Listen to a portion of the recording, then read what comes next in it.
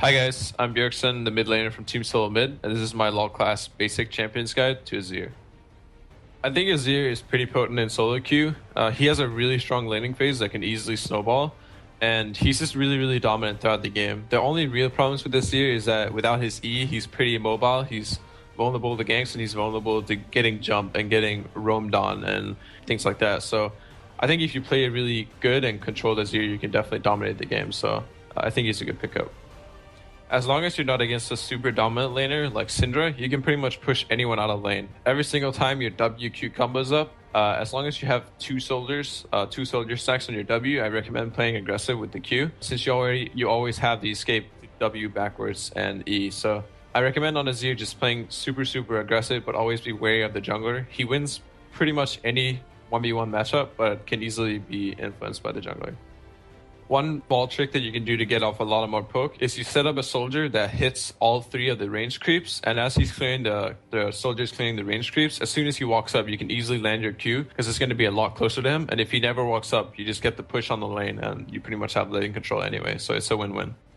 Azir's all-in at level 6 is actually pretty hard to pull off, but if you can do it successfully, you can easily burst someone from about 50% health and easily get a kill. So the best way to do it is set up the poke like you would before, set up the soldier to hit the range creeps.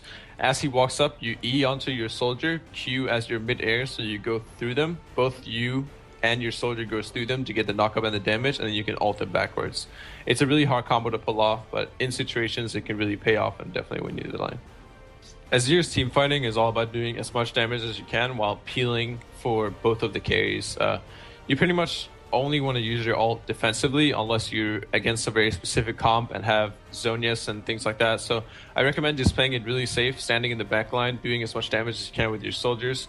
Generally using your E safely, but in the right situation you can also use it to go in and stun someone or knock someone up. But pretty much just stand back, do as much damage as you can, and throw soldiers in the team fight. One really good tip for Azir is what Reddit likes to call the magical journey. It's when you E towards your soldier, and as you're in air, you use your Q to extend the range by a lot. It makes your dash a lot longer. It can make you dash over even multiple walls at some points in the jungle, and it's also really helpful for things like engaging, all-inning in lane, like I was saying earlier. It's something you have to master on Azir, and it can be hard to pull off, especially if you have higher ping, but just keep practicing at it. It's really what you need to be able to do when you play Azir. I think another thing that people neglect a lot is when to use the turret on Azir. If you use a turret at the wrong time, you're pretty much just going to give the enemy free gold. They're just going to walk up and kill it. It doesn't take more than like 5 to 10 autos, but it can really make a huge difference. If you're going down mid lane sieging and you set the turret behind you, it can really cover a lot of ground and can make sure that you're not going to get flanked or engaged from the behind. For the Azir runes, I generally run Magic Pen Reds, HP Scaling Yellows, CDR Scaling Blues, and AP Quints.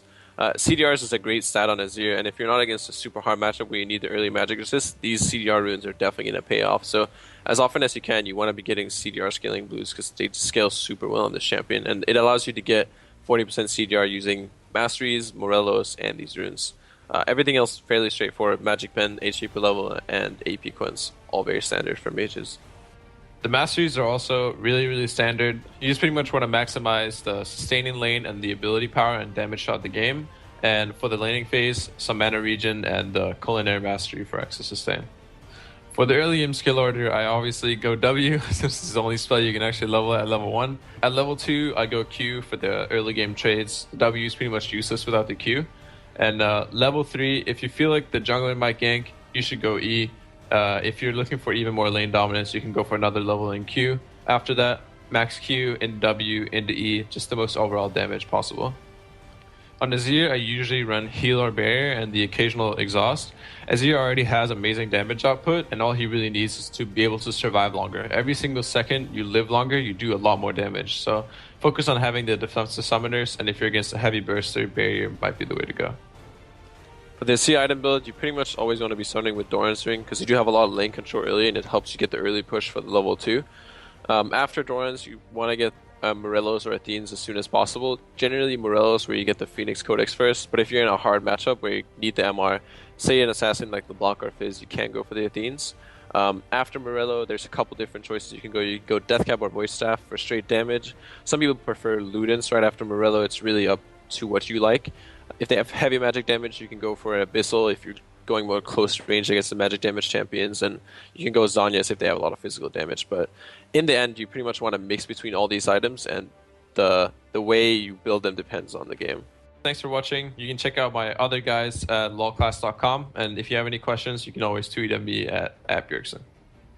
One of the most important thing for AP Kog'Maw rookie players is that they tend to go out of mana really fast. Kill him. The sustained damage output from Cassiopeia is insane. As long